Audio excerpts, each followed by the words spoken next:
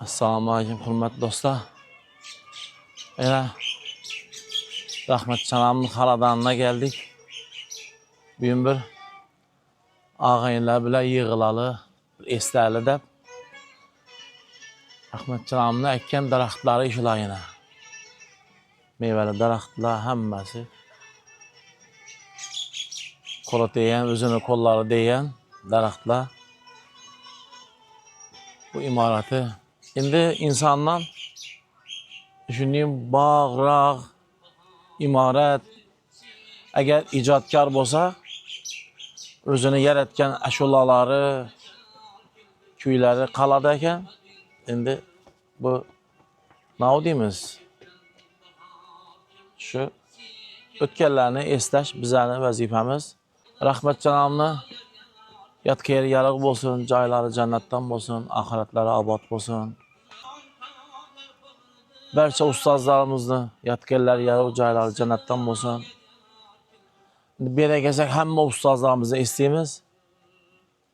Allah rahmat qilsin Kamiljon ustozni, Ortiq ustozni, Atajon akani ustozimiz, Almaxon opani, Bomomurod akani, Hajig'an ustani, Sherozi buvani, barchalarini Allah rahmat qilsin, yotganlari yorug' bo'lsin, joylari jannatdan bo'lsin, oxiratlari obod bo'lsin.